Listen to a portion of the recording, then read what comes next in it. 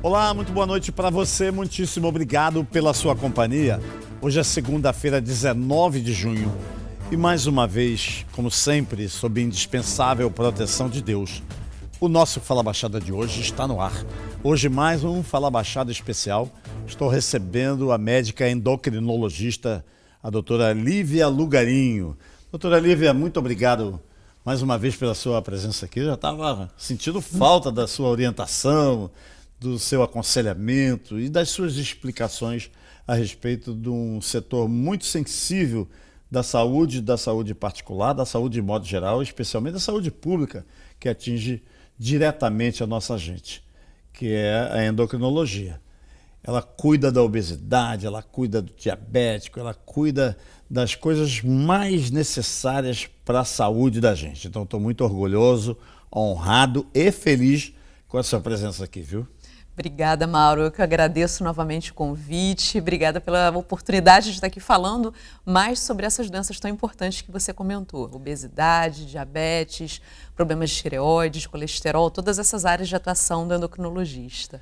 Doutora Lívia, eu estava olhando aqui, está fazendo um ano que a senhora está. Olha como o tempo passa. E desse ano todo, muitos medicamentos e muitas providências por parte das autoridades de saúde, do governo do estado, dos municípios e, sobretudo, do governo federal, que é o que norteia, né, os municípios do Brasil inteiro, os estados.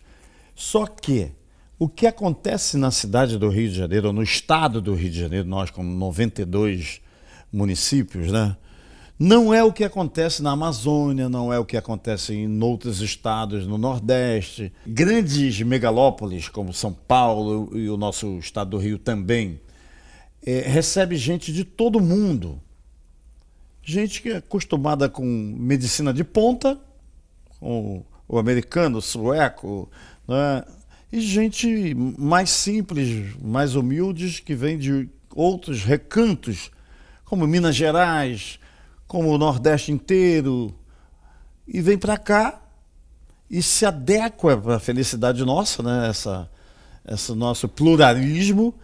E na área da saúde, muita gente, por exemplo, eu tenho amigas conhecidas que a mãe ainda trata com a buchinha do Nordeste, ou com chá, ou com isso, quando a gente sabe que a indústria do mundo investe bilhões de dólares para alcançar um medicamento que atue mais de forma eficaz.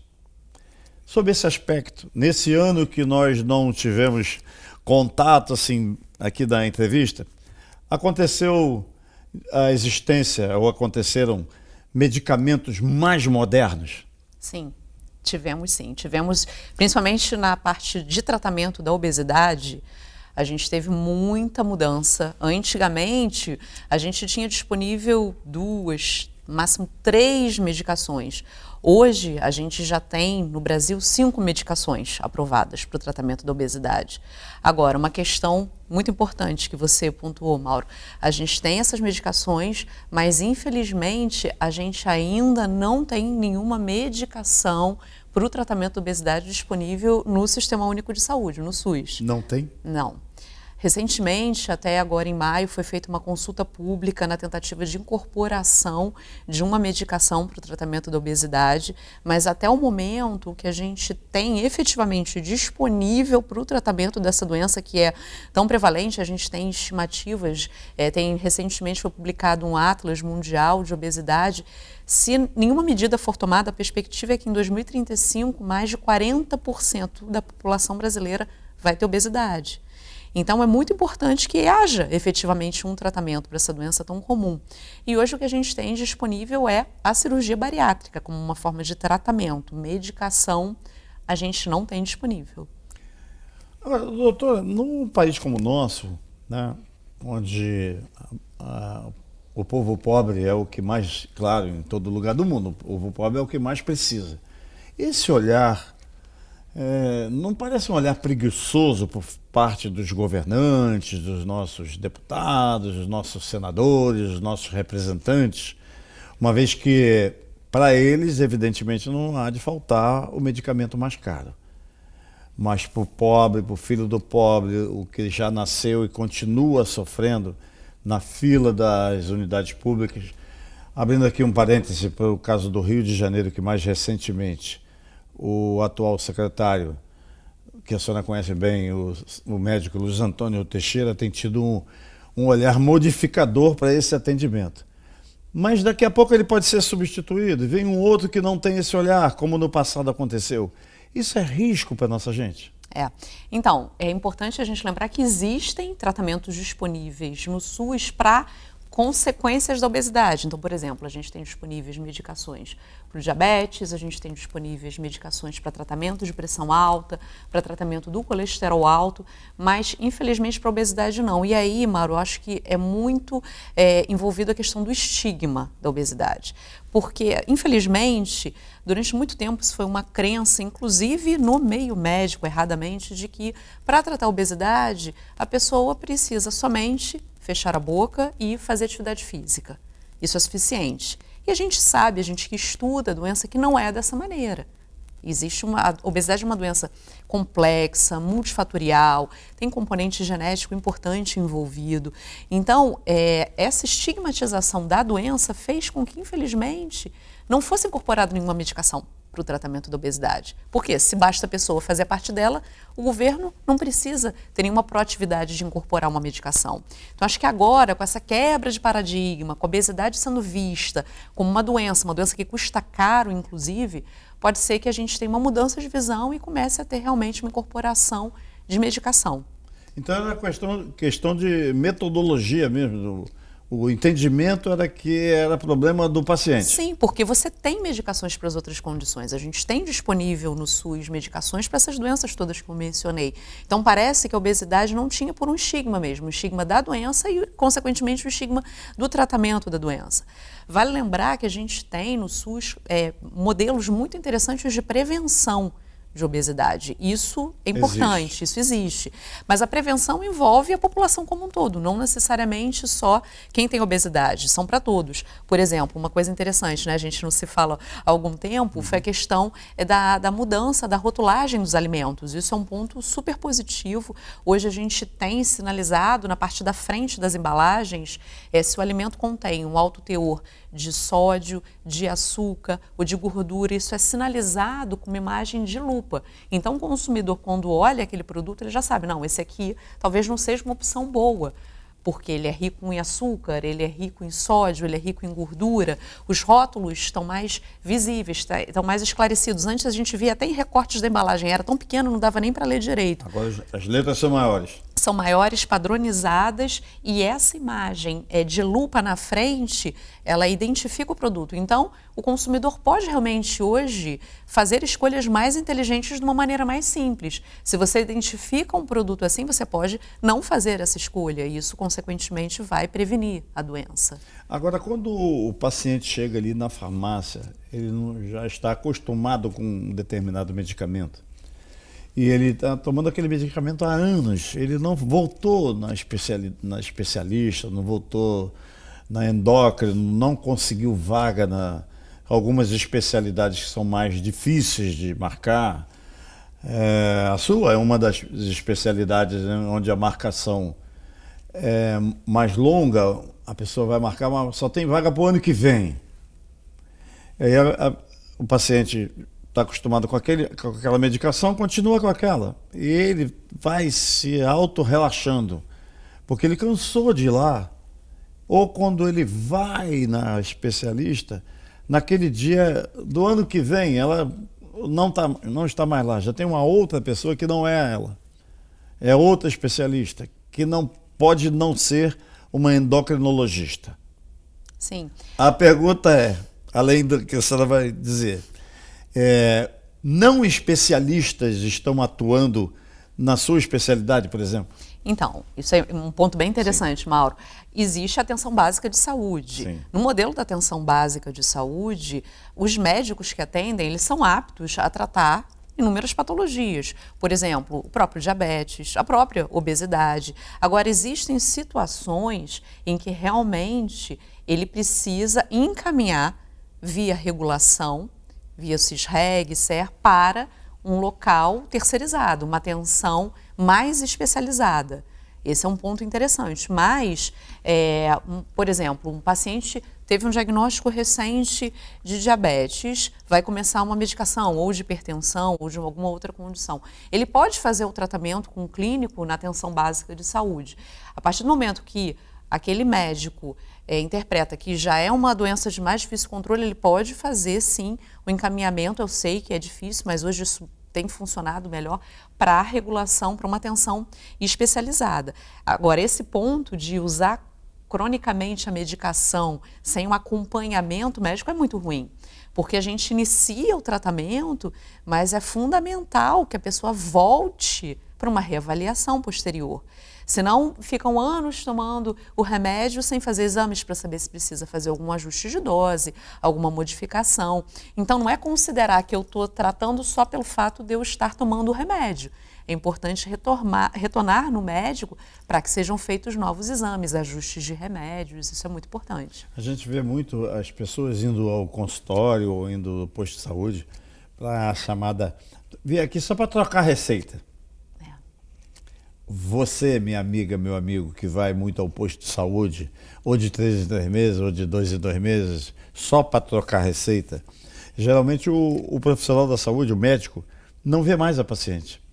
Entra ali uma funcionária, uma técnica, que ajuda muito, claro, mas é troca de receita. Doutor, é para trocar receita. O doutor prescreve lá, troca a receita. O mesmo medicamento. Isso é danoso para a saúde? Não é o ideal acontecer isso? Sim, isso não é um tratamento. O tratamento, obviamente, vai envolver o exame físico Sim. do paciente e, principalmente, esse ponto, realização de exames. Se, por exemplo, puxando para a endocrinologia, um paciente com diabetes, ele precisa, todo ano, minimamente, fazer um exame de fundo de olho para avaliação de retina, fazer um exame de urina para avaliação de função renal e fazer o exame de sangue com regularidade para saber como é que está o controle da doença. Então, às vezes, o remédio que funcionava para ele há um ano não está sendo suficiente para controlar a doença agora. Então, isso precisa ser reavaliado em exame de sangue e no exame físico, né? Estou conversando com a médica endocrinologista Lívia Lugarinho. Cada vez que a doutora Lívia vem aqui, a gente aprende, né? Eu aqui, vocês aí, nós aprendemos muito, porque ela é, como diriam os modernos, mega atualizada nas coisas da endocrinologia, nas coisas da medicina de modo geral. Queria que a senhora falasse mais no próximo bloco, eu vou pedir licença para o nosso primeiro intervalo, para entrar mais no caso dos medicamentos mais modernos do combate à diabetes. Você vai saber muito mais, não só sobre diabetes, mas dos medicamentos mais recentes, mais modernos do mundo, daqui a pouco, depois do nosso intervalo. Não há nada mais precioso do que a nossa saúde e a saúde da nossa família, pois sem ela fica impossível correr atrás dos nossos sonhos. Tornar isso nossa prioridade é facilitar a conquista dos nossos objetivos. E a Leve Saúde chegou para nos ajudar. Roda o VT. Eu só quero é ser feliz, cuidar da minha saúde com um plano que eu sempre quis. E poder me orgulhar, ter consultas, hospitais, exame quando eu precisar. Minha saúde bem cuidada com preço que eu posso ter. Agora ficou fácil com mais tempo pra viver. Leve Saúde, 3952-3333, levesaude.com.br. O investimento em plano de saúde é aquele que possui o melhor retorno. E que retorno é esse? Uma ótima qualidade de vida. A Leve Saúde tem planos para a sua empresa e aceita MEI. Agora só falta você. Ligue 3952-3333, 3952-3333. Leve Saúde, mais tempo para viver. Estamos de volta com o nosso Fala Baixada especial de hoje, conversando com a doutora Lívia Lugarinho, especialista, uma endocrinologista de ponta. Doutora, estamos falando do diabetes, né? Que é uma doença muito antiga. Você não acha que nós estamos atrasados no atendimento aos pacientes, que só vão aumentando, famílias inteiras de pessoas diabéticas? Isso está ligado à genética? Como é que a pessoa... Ah, não, eu virei diabético. Ele já tinha o diabético, não sabia isso? A diabetes você não sabia? Então, exatamente, Mauro. Na verdade, diabetes era muito subdiagnosticado, né? Sim. As pessoas tinham a doença e não sabiam que tinham diabetes. Muitos né? morriam. Isso. Ou então, quando o diagnosticavam, já tinham diversas complicações decorrentes do diabetes. Hoje a gente tem mais acesso, né, a exames de rotina, e as pessoas estão fazendo exames mesmo antes de começar a sentir algum sintoma de um diabetes descompensado. Porque a ideia de que estou urinando muito, bebendo muita água, com mais fome, é quando você já tem um diabetes descompensado. A pessoa com diabetes não sente nada. Então, é muito importante que se faça realmente o exame de rotina, principalmente em quem tem história na família de diabetes, para que tenha um diagnóstico. Então, talvez hoje o que a gente tenha é maior diagnóstico. E o diabetes e a obesidade são doenças associadas. Quando a gente tem uma epidemia no mundo, e no Brasil não é diferente, crescente, de obesidade, isso está associado a um aumento do diagnóstico do diabetes, inclusive em crianças, isso falando no diabetes mais comum, que é o diabetes tipo 2. Então, a gente tem mais essa observação hoje, mas a gente tem medicações também novas no tratamento do diabetes. Boa. Da mesma forma que a gente comentou que tinha algumas medicações de obesidade, para o diabetes também nós temos hoje medicações interessantes que fogem um pouco só da questão do controle do açúcar. Claro que é fundamental que a medicação leve a um controle da glicose, mas muitas medicações hoje também servem para prevenir doenças cardiovasculares, que são as principais causas de morte em quem tem diabetes. Infarto, derrame. Então, as medicações hoje também, algumas são possíveis de ter esse benefício. E é interessante saber que hoje a gente tem também no SUS incorporação para uma determinada população de pacientes com mais de 65 anos, com histórico de doença cardíaca, de uma medicação com essa característica. Então, é um ponto também importante para a gente destacar. Sim. Agora, a pessoa que identificou que ele é diabético, né? A pessoa é diabética, ele identificou lá atrás, ele não quer se apresentar como diabético. Ele já com 25 anos, com 30 anos, com 30 e poucos anos, nós estamos falando dos 60, dos 65, quando o diabetes já está lá, né?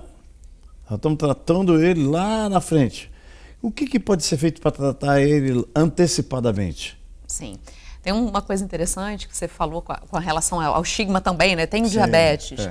A gente não fala em cura de diabetes, mas a gente fala na possibilidade de remissão do diabetes. Então, se, por exemplo, uma pessoa acabou de ter um diagnóstico de diabetes e ela está acima do peso, vários estudos mostram que o controle do peso, seja através de medicação, através da dieta associada, até a própria cirurgia bariátrica, são possíveis de remitir a doença. Então, isso é um outro dado também importante. A gente, novamente, não fala em cura do diabetes, mas fala em remissão. Agora, existe aquela situação em que o médico pode comentar que a pessoa tem um pré-diabetes. Ela não tem um valor no exame de sangue de diabetes, mas também não está com um valor normal. É um valor que a gente considera uma glicose alterada, um pré-diabetes. É um indicador.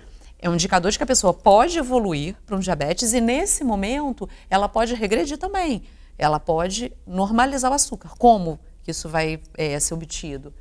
Atividade física funciona como uma medicação para controle do diabetes.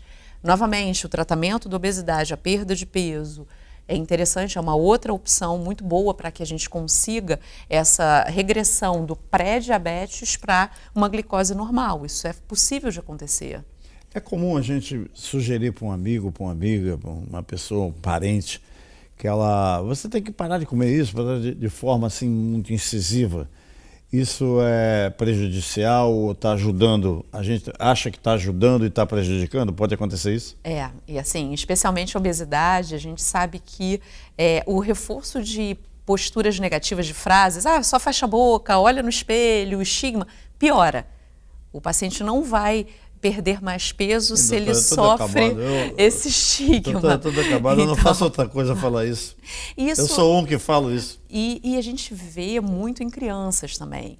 As crianças com obesidade sofrem muito estigma em escolas, até às vezes até em consultas médicas. Essas consultas podem ter uma duração menor, elas não são examinadas com a mesma qualidade, isso no adulto e na criança, de uma pessoa sem obesidade. Então, definitivamente não funciona para tratamento de obesidade.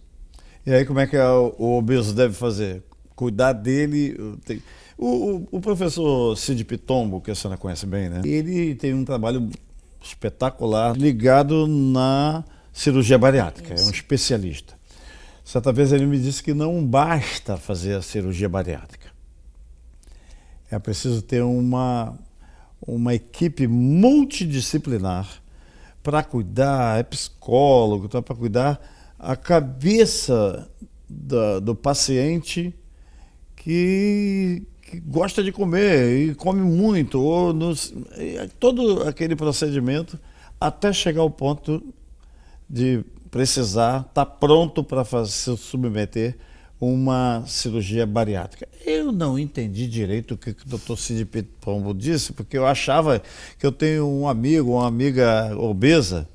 Popularmente a gente chama de gordo, né? O cara não pode ser chamado mais de gordo. Isso é uma gordofobia, está chamando o gordo de gorda. Mas eu achava que eu encaminhando um amigo para lá, ele ia fazer a cirurgia bariátrica e o meu amigo estava resolvido. Só que, muitas vezes, em diversos casos que ele nos ajuda, a gente vê daqui a pouco aquele amigo novamente obeso. Então, primeira coisa, a gente usa hoje mais o termo paciente ou pessoa com obesidade, não obeso, porque a pessoa vem na frente da doença. Mas acho que a primeira coisa, Maura, é incentivar que a pessoa procure um auxílio médico, seja na atenção básica, seja pedindo o encaminhamento na atenção básica para uma atenção especializada. A pessoa não deve tentar se tratar sozinha. A gente percebe que, às vezes, se passam, em média, 6 anos até que a pessoa com obesidade procure um auxílio médico. E, nesse período, ela vai tentando, fecha a boca e fazer exercício, que é o que ela ouve como uma forma de tratamento. E não é assim. Ela precisa realmente procurar auxílio. Com relação à bariátrica, é, sem dúvida, uma das opções de tratamento de obesidade. Existem os critérios, as indicações. Agora, esse ponto que o Dr. Cid comentou, é fundamental, porque o paciente, antes de ser submetido a uma cirurgia bariátrica, ele precisa de uma avaliação de uma equipe multidisciplinar. Na verdade, ele vai precisar antes e também depois do procedimento. Isso é mandatório, tanto quando o paciente vai fazer uma cirurgia pelo SUS ou também pelo plano de saúde ou pela via privada. Ele precisa de uma avaliação do endocrinologista, ele precisa da avaliação de um nutricionista e ele precisa da avaliação de um psiquiatra ou de um psicólogo, justamente para que se descarte, por exemplo, a presença de algum transtorno alimentar associado à obesidade. Existe uma frequência que não é pequena desses transtornos, e como, por exemplo, o transtorno de compulsão alimentar, e ele foi muito difundido agora por conta do filme A Baleia, que é justamente de um personagem que sofre da doença, ele tem transtorno de compulsão alimentar. Isso é uma condição médica que tem que ser tratada, e o paciente tem que receber o tratamento antes de pensar em fazer a cirurgia bariátrica.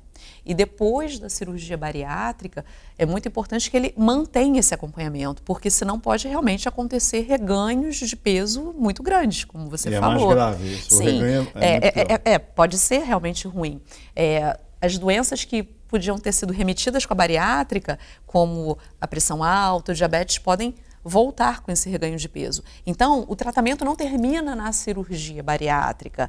O paciente, depois da cirurgia, precisa dar continuidade, na verdade, para o resto da vida, com acompanhamento com o nutricionista, um acompanhamento com o endocrinologista. Medicações, suplementações de vitaminas vão ser mandatórias depois da cirurgia bariátrica. Quer dizer, a cirurgia não é o fim do caminho. Não adianta operar e encerrar o tratamento, muito pelo contrário.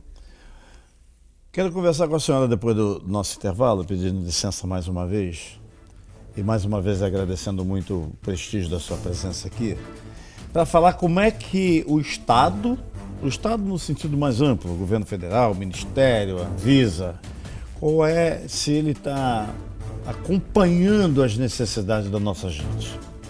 Conversando com a médica endocrinologista Lívia Lugarinho. Bem rapidinho a gente volta, viu, gente?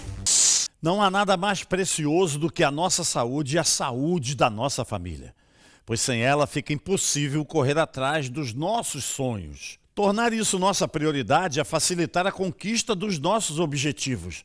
E a Leve Saúde chegou para nos ajudar. Roda o VT. Eu só quero é ser feliz, cuidar da minha saúde com um plano que eu sempre quis. E poder me orgulhar, ter consultas, hospitais, exame quando eu precisar. Minha saúde bem cuidada com preço que eu posso ter. Agora ficou fácil com mais tempo pra viver. Leve Saúde, 3952-3333. levesaude.com.br. O investimento em plano de saúde é aquele que possui o melhor retorno. E que retorno é esse? Uma ótima qualidade de vida. A Leve Saúde tem planos para a sua empresa e aceita MEI. Agora só falta você. Ligue 3952-3333. 3952-3333. Leve Saúde, mais tempo para viver. De volta com o nosso Fala Baixada, conversando com a doutora Lívia Lugarinho. Faltou falar em relação o diabetes ou a diabetes? Pode ser diabetes. Pode ser. Sobre diabetes, com os medicamentos, né, em si, se o SUS está distribuindo. E quando a senhora disse sobre a cirurgia bariátrica, me ocorreu que o SUS banca, ajuda, tem melhorado muito a atuação, lá os governos de estado, dos municípios, de alguns municípios, mas e o pós-cirurgia? Isso quem banca é o SUS ou o paciente que se vire? E se tem medicamento moderno nesse sentido? Tá. Então, com relação ao diabetes, realmente, a gente tem algumas medicações que são incorporadas no SUS para tratamento, Sim. Já bem antigas, metformina, glibenclamida, algumas insulinas, e a gente também tem, mais recentemente, foi feita a incorporação de uma nova medicação, foi essa que eu comentei, para pacientes acima de 65 anos, que têm históricos de doenças cardiovasculares, quer dizer, que já tiveram algum problema cardíaco, eles também conseguem o recebimento de mais uma medicação, que foi a dapagliflozina. Com relação à bariátrica, cirurgia bariátrica, isso também é uma questão. A gente tem a cirurgia disponível, lembrando que com a pandemia de Covid-19 as cirurgias eletivas foram suspensas, então isso realmente gerou um aumento de tempo de cirurgia bariátrica, mas hoje a gente tem mais centros fazendo a cirurgia, então essa fila até que voltou a andar bem, mas a gente tem o problema que é a falta de suplementação vitamínica fornecida para o paciente que fez a cirurgia bariátrica. A gente não tem essa suplementação como parte das medicações fornecidas pelo Sistema Único de Saúde, não nas doses necessárias para o paciente que realizou a cirurgia bariátrica. E é um tipo de tratamento que ele vai precisar fazer para sempre, depois da cirurgia. Mas então, isso é grave, né, doutora? Esse é um outro ponto importante. O paciente, quando ele faz a cirurgia, ele tem que entender, não, pode ser que você consiga, por exemplo, interromper o seu tratamento de diabetes, se o diabetes tiver remissão ou da própria pressão, mas ele tem que saber que ele vai precisar fazer uma suplementação de vitamina para sempre. Quando eu falo isso é grave, a doutora fala isso é importante. É diferente, né? É parecido, mas são coisas semelhantes, né? Sim, sim. Tão grave sim. quanto importante. Sim, né, porque a doutora? gente sabe que essa falta dessa suplementação pós-cirurgia, por isso que é muito importante que depois que o paciente realize a cirurgia, mantenha o acompanhamento médico regular, podem levar a deficiências graves, anemias importantes, muitas vezes com necessidade, inclusive, de transfusão, doenças neurológicas sérias por deficiências de vitaminas de complexo B, enfim, pode realmente repercutir com complicações graves. Então, esse acompanhamento pós-cirurgia por uma equipe com a suplementação é fundamental. A questão hormonal, isso é significativo no tratamento? Eu estou falando de outra doença. Acontece aqui no pescoço. Tireoide. Tireoide. São significativos também cuidar. Sim, sim. A parte do endocrinologista, ele trata dos problemas de tireoide, também. inclusive, sim, inclusive no mês passado, né, o mês de maio é o mês que a gente tem de conscientização justamente dos problemas de tireoide. Com relação à tireoide causando obesidade, né, sempre tem essa dúvida, será que eu estou com excesso de peso porque eu estou com um problema na tireoide? Claro que a gente descarta, mas não é a situação usual. Dificilmente a pessoa vai ter obesidade por conta de um problema de tireoide, o que não quer dizer que precise, em algumas situações, principalmente em quem tem histórico na família de doenças tireoidianas, sejam de nódulos ou então de uma alteração no exame de sangue, um hipotireoidismo, que é mais comum em mulheres, tem alguma relação em mulheres da mesma família, isso deve ser sim avaliado. Como é que uma irmã, uma família de 5, 6, 7, 8 pessoas, mulheres ou homens, podem ter problemas de tireoide, e independente desse conceito de família, ele pode ter na mesma família várias? Porque existe uma das formas mais comuns de hipotireoidismo, Sim. que é quando a tireoide está funcionando menos do que o ideal. Ela está produzindo menos hormônio. É uma doença, pode ser uma doença autoimune, e as doenças autoimunes são mais comuns em mulheres e podem acometer mulheres da mesma família. Então, por exemplo, se uma mulher tem histórico da mãe com um problema de tireoide, principalmente durante a gravidez e no pós-parto, é importante que seja feita essa avaliação, que é uma avaliação simples, através de um exame de sangue. Eu vou precisar ir a um novo intervalo, já vi que o programa não vai ser suficiente para esclarecer tantas dúvidas, mas a culpa é minha, que não chamei a doutora Lívia para vir aqui há mais tempo, né? Mas eu queria pedir, antes desse intervalo, doenças que acometem a nossa gente, que vai ao médico e que o doutor ou a doutora, especialmente os recém-formados, não tem um olhar para investigar a doença, nem a sintomatologia da doença, o sintoma do paciente, a necessidade da nossa gente. Especialmente aqueles alunos que fazem uso de cigarro eletrônico, como aconteceu recentemente com uma aluna aqui que estava trabalhando, não é? Teoricamente trabalhando com o cigarro eletrônico na mão. Vou saber a opinião da professora Lívia Lugarim, logo depois do nosso intervalo. Não há nada mais precioso do que a nossa saúde e a saúde da nossa família, pois sem ela fica impossível correr atrás dos nossos sonhos. Tornar isso nossa prioridade é facilitar a conquista dos nossos objetivos, e a Leve Saúde chegou para nos ajudar. Roda o VT. Eu só quero é ser feliz, cuidar da minha saúde com um plano que eu sempre quis. E poder me orgulhar, ter consultas, hospitais, exame quando eu precisar. Minha saúde bem cuidada com preço que eu posso ter. Agora ficou fácil com mais tempo pra viver. Leve Saúde, 3952-3333. levesaude.com.br. O investimento em plano de saúde é aquele que possui o melhor retorno. E que retorno é esse? Uma ótima qualidade de vida. A Leve Saúde tem planos para a sua empresa e aceita MEI. Agora só falta você. Ligue 3952-3333, 3952-3333. Leve Saúde, mais tempo para viver. Estamos mais uma vez de volta com o nosso Fala Baixada, agradecendo muitíssimo o prestígio da sua companhia.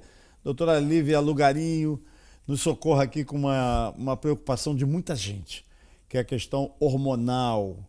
E como as pessoas e muitos profissionais de saúde estão encarando essa prescrição médica em relação à testosterona e em relação também aos cigarros eletrônicos. No bloco anterior, né, Mauro, nós falamos dos cigarros eletrônicos e do perigo que eles representam, né? Hoje nós sabemos que ele pode ser tão ou mais perigoso que o cigarro comum. E lembrando que agora, no mês de agosto, é um mês que a gente faz uma ampla divulgação de combate ao colesterol e é uma combinação realmente explosiva. O cigarro associado a uma tendência a colesterol elevado, isso é um risco enorme para a doença cardiovascular, risco de infarto, de AVC, tanto em homens quanto nas mulheres também, principalmente mulheres pós-menopausa. Com relação ao uso da testosterona indiscriminado, foi muito importante você tocar nesse ponto. É um ponto que tem sido muito colocado pela Sociedade Brasileira de Endocrinologia e Metabologia. Nós temos visto prescrições indiscriminadas de testosterona com fins estéticos, com uso como forma de anabolizantes. A gente sabe que a testosterona ela pode ser usada, pode ser prescrita em pessoas que apresentem alguma deficiência desse hormônio, mas da maneira que nós vimos que estava sendo feita, realmente as consequências eram graves. Os endocrinologistas recebiam homens inférteis com alteração no espermograma por conta do uso indiscriminado, indevido de testosterona. Mulheres fazendo uso de testosterona, às vezes em doses praticamente de homens, levando a consequências, isso usando para fins estéticos, né? Consequências de alteração de voz, de queda de cabelo, de aumento de pilificação facial, quer dizer, várias consequências desse uso. Então, hoje a gente sabe que é proibido o uso para fins estéticos. Ele deve realmente ser usado com prescrição para aquelas pessoas que têm necessidade de fazer uso desse hormônio especial. E as consequências realmente para a saúde, tanto do homem quanto da mulher, são muito sérias. Isso é um alerta, né? Exatamente. Porque a paciente, muitas vezes, indicada por uma colega, por uma amiga, por uma outra paciente que se submeteu a tratamento estético ou com gente não especializada, que a gente vê toda hora aí, não é? Os órgãos fiscalizadores não têm braços nem equipe suficiente para fiscalizar todos. Essa, na minha opinião, na sua opinião, abalizada, essa fiscalização pode, deve, precisa ser feita pelos pacientes também? Sim, essa conscientização de que não existe dose segura. Porque muitas vezes o endocrinologista recebia um paciente que referia, não, mas eu tive essa prescrição do médico porque essa dose é uma dose segura de testosterona. Não existe dose segura. Qualquer dose de testosterona indevidamente utilizada pode levar a consequências. Entre elas, uma infertilidade que pode vir a ser até uma infertilidade permanente. Então, essa conscientização para que não haja um uso recreativo, indevido, com fins estéticos de hormônio, é muito importante que seja debatida.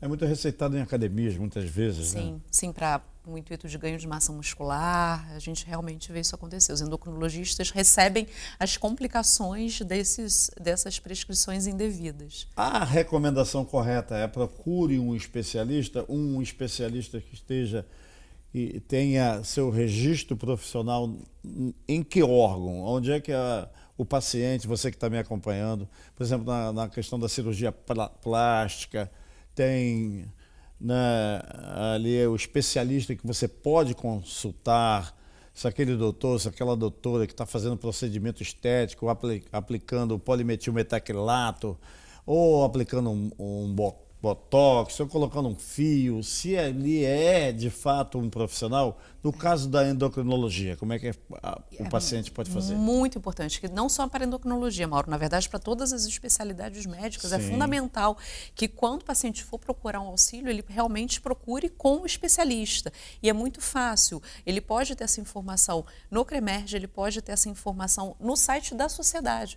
Por exemplo, você vai se consultar com um endocrinologista, você quer saber se esse médico ele é credenciado pela Sociedade Brasileira de Endocrinologia e Metabologia, no site da SBEM, que é a sigla da sociedade, isso serve para qualquer outra especialidade médica, né? Para dermatologia, para cirurgia plástica, principalmente essas especialidades que lidam também com tratamentos estéticos, saber se você está efetivamente sendo consultado por um especialista na área.